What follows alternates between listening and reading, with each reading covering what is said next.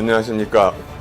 존경하는 우리 위원님들, 원로분 여러분 전부 다 대단한 경력을 갖고 계시고 또 대한민국을 위해서 여태까지 많은 일을 하시고 또 지금까지도 하고 계시는 상황이라는 걸 제가 너무너무 잘 알고 이런 자리까지 저를 갖다가 불러주신 거에 대해서 진짜 무한한 영광으로, 실제 영광으로 생각합니다.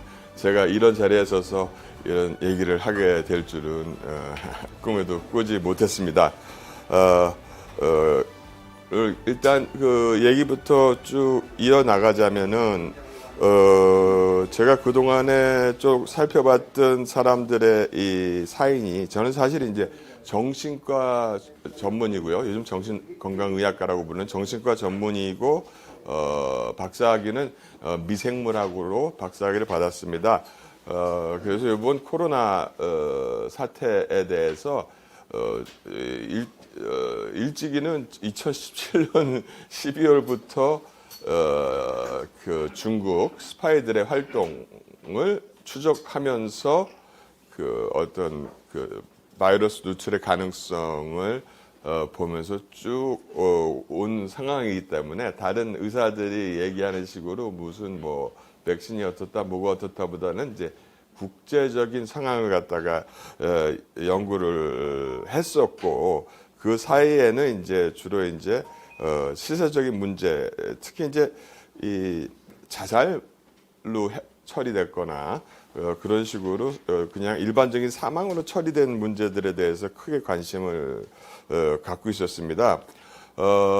그러니까 우리가 지금 요번에 지금 사람들이 많이 죽는데, 제가 군 출신, 아주 그 특수부대 군 출신 분 중에서 아주 열심히 하시는 분의 얘기를 들어봤더니 상당히 공감이 가더라고요. 어떤 얘기였느냐? 이게 그 8.15, 저는 그게 해방인지 광복인지 저는 모르겠습니다. 저는 8.15는 승전 기념일로 해야지 왜 광복일로 하냐고 저는 항의를 하는 사람입니다. 그걸 프랑스 사람들처럼 승전 기념일로 바꿔놨으면 지금 우리나라의 상황이 이렇게 비참하지는 않다. 왜냐하면 겨우 일본이라는 그런 못된 나라한테 36년간 뭐 그렇게 당한 걸 갖고 그렇게 크게 너무 과장되게 하다 보면은 오히려 좀 불편한 점이 있습니다. 프랑스처럼 미국이 그 프랑스 파리를 해방시켜 줬으니까, 그렇다면은 2차 대전 때 프랑스의 해방도 결국은 승전이 아니라 해방이 돼야 되는 것처럼, 거꾸로 말해서 대한민국도 저는 이제 승전 기념일로 보고 있는 건데, 문제가 어디냐면은 사람들이 가끔, 제가 이제 친일파로 지금 오해를 받을 수도 있겠지만은 중요한 문제는 뭐냐면은 이런 걸 생각해 봤어요. 갑자기 뭐냐, 9.28 서울 수복, 1950년 9.28 서울 수복에 우리가 얼마나 관심을 갖고 있느냐에 대한 거에 대해서 분노감을 터뜨리시는 군인분들이, 장성분들이 많습니다. 그래서 제가 계산을 해봤어요. 진짜 그렇다. 그럼 6월 27일 서울이 인민군 북계 공산당에게 점령당하고 나서 9월 28일 서울이 수복돼서 중앙청에 태극기가 다시 올라가는 그 얼마간의 기간 동안에 학살당한 사람하고 1910년도부터 1945년도까지 일본 놈들에 의해서 학살당한 사람하고 그 기간과 숫자에 비례해서 한번 생각을 해보자. 어디에 더 많이 우리가 크게 당했는가? 그것만 생각해봐도 벌써 이 종북 공산주의자들이 얼마나 위험한 사람들인지 알 것 같고, 그 다음에 앞으로 우리가 지금은 멀쩡할 걸로 착각하는 젊은 사람들이 많은데 진짜 180도 확 변한 세상이 왔을 때 아마 그때 6.25를 겪으셨던 분들도 계시겠지만은, 또 얘기를 우리가 들어서는 알고 있지만 우리 젊은 세대들은 모르지만은 어떤 식으로 우리가 다 죽어나가고 여기 있는 사람들은 다 저를 포함해서 다 처형 대상인 거 아시죠? 아시잖아요. 지금 뭐 1, 2, 3, 4, 5 다음은 접니까 하면서 저한테 문자가 오고 하시는 분들도 계십니다. 그래서 저는 이걸 갖다가 좀 세 가지로 나눠보고 싶은 거예요. 외람된 얘기지만은 만약에 박원순, 제가 좋아하는 사람은 아니지만은 박원순 서울시장이 만약에 살아 있었다면은 과연 이재명 씨가 후보가 될 수 있었을까? 단언을 하면 안 되겠죠. 이런 데서 요즘 또 선거 기간이기 때문에. 단언을 하면 안 되겠지만 제 생각으로는 박원순 씨가 지금 생존해 있다면 이재명 씨는 절대로 후보 근처에도 가지 못했을 거라는 생각. 그 다음에 이제 노회찬 씨의 그 슈퍼맨 같은 도약을 통한 점프 실력. 그게 하나의 1차적인 저의 의문을 자아냈던 부분이고요. 두 번째는 제가 정신과 의사임에도 불구하고 윤미향 씨의 남편한테 고소를 당해 있는 정도로 제가 무슨 뭘 했는지 모르겠지만은 김삼석한테 고소를 당해서 지금 소송 중입니다. 참으로 참 대한민국에서 민주대안에서 제가 참 간첩을 했던 인간한테 고소를 당하는 의사도 있구나. 생각하니까는 참 이게 참 무서운 세상이라고 생각이 듭니다. 그래서 이 이병철 씨의 얘기에 앞서서 또 두 번째로 아까 박원순 노회찬 말고 이 손영미 그 관리인 있지 않습니까? 그건 제가 직접 그 돈을 들여서 뭐 많이 들이진 않았지만 이 샤워줄을 알루미늄 샤워줄을 사다가 방송을 찍어가면서 직접 실험을 해봤어요. 이게 내가 감고 죽을 수 있는 지까지 시험을 한 동영상이 있습니다. 조회수는 많지 않지만 그 정도로 조회를 해봤고, 그거보다 더 충격을 받았던 것은 고대 출신인데요. 이 사람은 법대 출신이 아닙니다. 독일 동문학과 출신인데 고시를 통해서 검사를 해서 부장판사까지 올랐습니다. 이대현 부장판사인데요. 이대현 부장판사에 대한 자료가 거의 나와 있지 않습니다.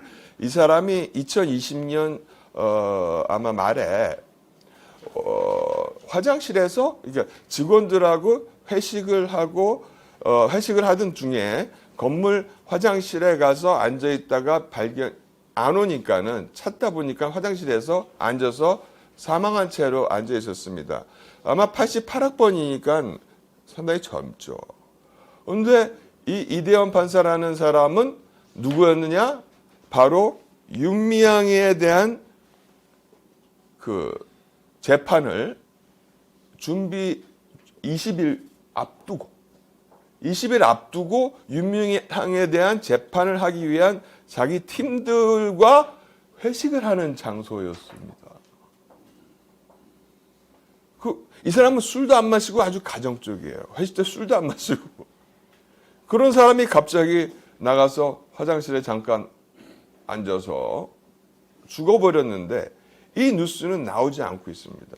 저는 사실 이 김대현 부장판사의 문제를 갖다가 앞으로 부각시킬 생각에 있습니다.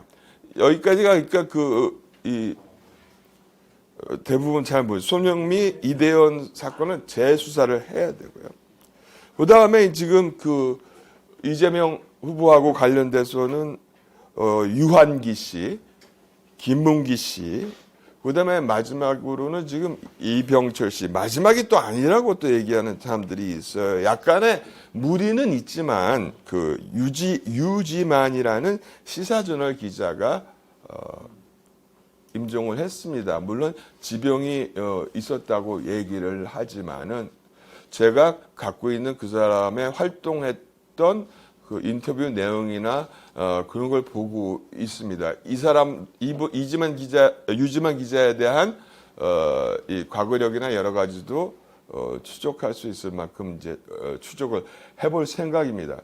그런데 이제 사실은 지금 다음 타자로 여러 사람들이 겁을 먹고 있지만은 걱정 안 하셔도 됩니다. 왜냐하면 3월 9일 우리가 선거에서 지면 살생부가 너무 많아서 제가 볼 때는 구덩이를 서울 시내건 어디건 많이 파놔야 되지 않을까. 그러니까 코로나 백신 사망자보다 더 많은 사람들이 갑자기 의문사를 당하지 않을까 하는 그 두려움이 앞섭니다. 그런데 이제 우리가 조심해서 넘어가야 될 부분이 있습니다. 오늘 제가 추가 설명해 드릴 것이 뭐냐면은 제가 상당히 분하고 급한 마음에 그 이병철 씨에 대한 그 상황을 갖다가 말씀드렸지만은 저희가 부정확한 거는 좀 부정확하다고 말씀을 드리고 가야 될 것 같습니다. 상황이 어떻게 된 거냐면은 이제 사람의 말이 전해지다 보면은 이제 약간의 오해가 발생하는데요. 어떤 상황이 발생했느냐? 즉 유족 측과 시민 단체들 간의 이 충돌까지는 아니고 의견의 불일치가 생겨납니다. 이 상황은 우리가 봤을 때 반드시 입회하에 이 전문가의 입회하에 부검이 이루어져야 된다는 것이 당연하다고 생각을 하고 있었지만은 유족들하고 협의가 안 된 걸로 되어 있습니다. 그러니까 결론은 처음에 얘기했던 것처럼 유족의 부탁을 받고 입회를 하는 것이 아니라 유족들과 입회에 대한 문제를 갖다가 논의하던 중에 유족들이 결국은 입회를 포기한 거다. 유족들이 결국 입회를 포기한 거라고 봐야 되고, 안녕하십니까?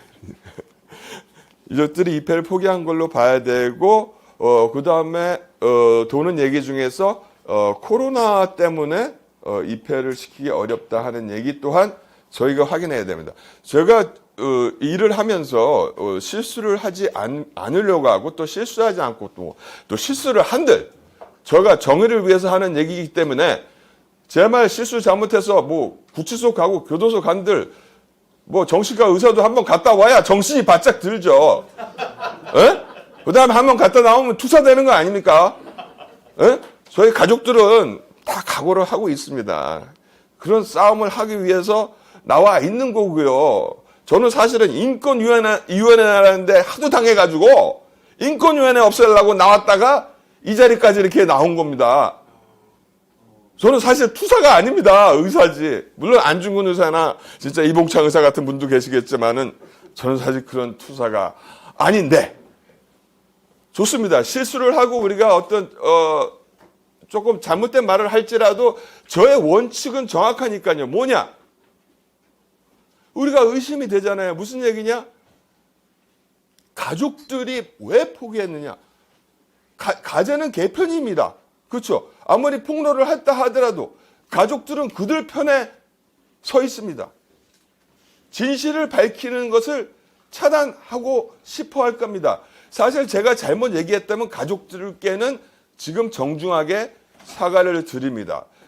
가족들이 저한테 어떤 입회를 해서 조사를 해달라고 가족들이 적극적으로 부탁을 하고 애걸 한 적은 없습니다.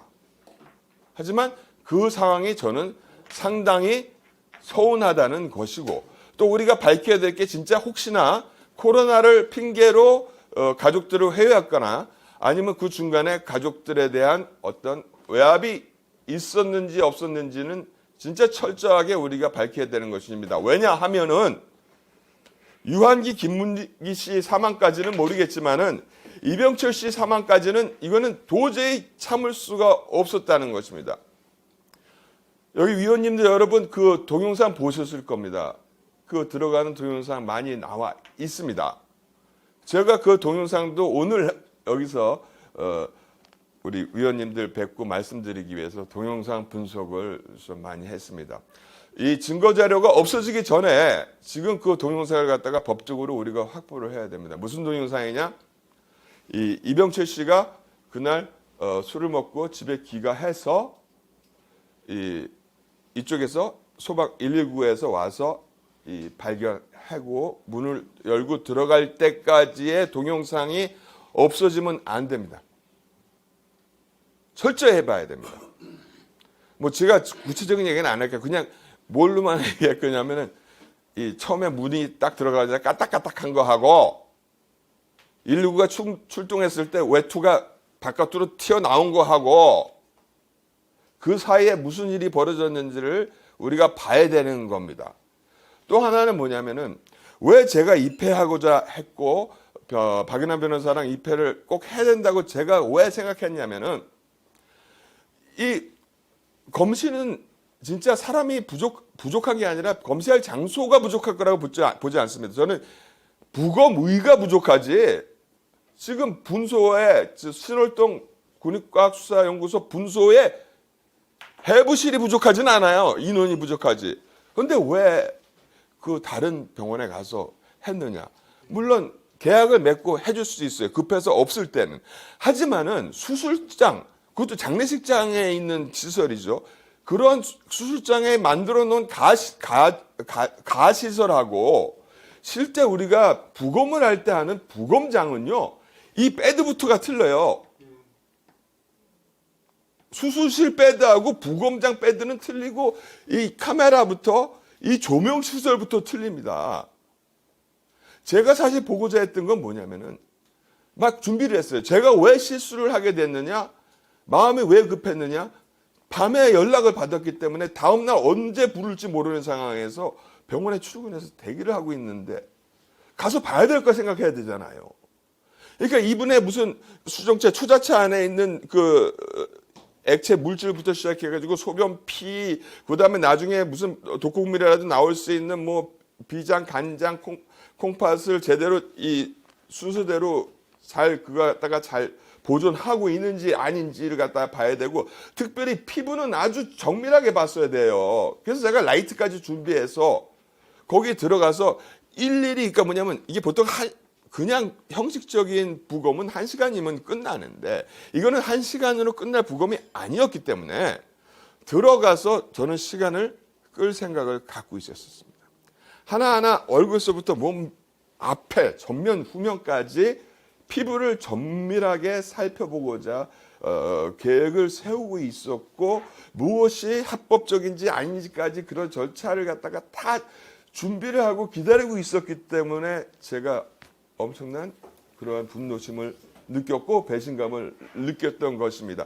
그렇기 때문에 만약에 제가 어떤 그런 말에 실수가 있었다면은 그거에 대해서는 제가 사과드리고 대단히 죄송스럽게 느낍니다. 왜냐하면은 유족이 거부했기 때문입니다.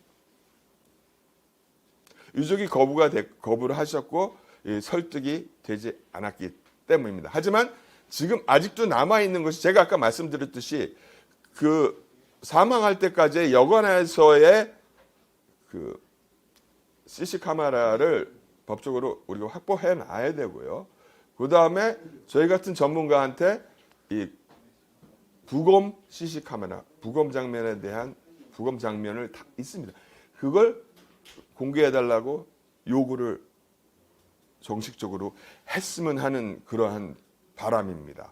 그래서 제3, 제4의 그런 사건이 벌어지지 않기를 바라는데 유독 이러한 사건들이 많기 때문에 막말로 얘기하자면 꼭 암살 같은 사건들이 너무 많이 벌어지기 때문에 이거는 예전에 무슨 뭐 군사 독재 시절이나 아니면 뭐 유신 말기 시절이나 그때 벌어졌던 의문사 갖고 뭘 별거 다 만들었지 않습니까? 그래서 제가 여기서 지금 주창하는 것은 뭐냐면 의문사 진상규모위원회를 만들어 달라는 부탁입니다. 왜냐하면 제 의사 혼자로서는 저는 진짜 어디서 진짜 중국 스파이나 간첩들이 한 대 뻑치면 그냥 끝나고 조용해질 수 있는 상황이라서 상당히 그러한 겁이 납니다. 이병철 씨 사망건에 대해서는 여기까지 하고요. 한마디만 더 곁들자면은 제가 지금 추진하고 있는 거는 또 하나입니다. 이거는 코로나 바이러스랑 관련돼서 동부구치소에서 벌어진. 왜냐하면은 동부구치소에 우리 이명박 전 대통령이나 박근혜 대통령을 갖다가 집어넣으려고 했죠. 이자들이 집어넣으려고 할 무렵에 뭐가 발생했습니까? 동부구치소 2,400명 인원시설에서 그 반수가 넘는 코로나 확진자가 발생을 했는데요. 그러면서 이 교정시설이 우리나라에 한 교도소하고 합쳐서 구치소 11개, 교도소 몇십 개, 그 다음에 유사시설 해가지고 수십 군데가 있는데 그때 바로 첫 번째로 우리 무슨 치료시설? 생활치료시설. 생활치료시설이라는 말 잘 못 들어보셨죠? 저는 이 생활치료시설이라는 법률에 대해서 또 다시 접근을 하기 시작했습니다. 그것이 이제 코로나 초기에 나온 겁니다. 여러분들이 겪고 있지 못하겠지만 지금도 문제가 많이 생기고 있는데요. 첫 번째 생활치료시설로 변한 게 바로 청송교도소입니다. 청송교도소가 생활치료시설로 전환을 해서 교도소 안에 있는 확진자는 놔둬서 치료를 겸하면서 음성으로 판정된 사람은 재빨리 다른 곳으로 옮겨줘야 되죠. 그것을 했고 그에 이어서 바로 동부구치소가 생활치료시설로 지정됩니다. 하지만 이 생활치료시설로 지정된 동부구치소에서 아주 헛발질은 있는 대로 다 하게 됩니다. 이 헛발질에 대해서는 제가 지금 유족들하고 또 요원도 똑같이 진짜 겁이 나는 게 이병철 씨 사건 때문에 제가 걱정되는 게 뭐냐면 이번에는 유족들하고 확실하게 접근을 하고 국회에서 이 조사 요구를 해서 이 동부구치소에서 동부구치소가 생활치료시설로 변신한 다음에 3개월이 지나서 양성인데도 아닌데 있을 곳이 아닌 데서 변사체로 발견된 이 뭐라 그러죠? 유치자가 있습니다. 몇 명이나 돼요? 한 명 보고를 받았습니다. 그래서 이것도 제가 선배님들께 간곡히 부탁드리는 바입니다. 제가 물론 다른 접촉할 수 있는 현직 의원님들께 부탁을 드릴 건데 요거에 대한 조사는 저희가 자료를 갖다 충분히 갖고 있어서 사실 목적은 지금 안 맞지만은 누가 관련돼 있냐면 사실 추미애하고 박범계 법무부 장관의 직무유기와 과실치사 혐의까지 갈 수도 있는 문제로 보고 있습니다. 그래서 이러한 복잡한 어려운 일들을 하고 있는데 저 같은 의사 또 이동욱 경기도 의사회장은 그래도 좀 많이 유명해서 많이 도와주는 사람이 많은데 민규 의원님 여기까지 나오셔서 정말 감사합니다. 그때도 뵙고 뭐 많이 진짜 힘 좀 합쳐서 많이 도와주시면 제가 뭐 구치소 교도소 다녀오더라도 열심히 할 테니까는 좀 많이 밀어주시고 우리가 팩트를 밝혀서 이 지금 집권하고 있는 이 야비한 이 정권을 갖다가 철저하게 무너뜨릴 수 있도록 많이들 도와주시기 바랍니다. 여기서 마치겠습니다. 감사합니다.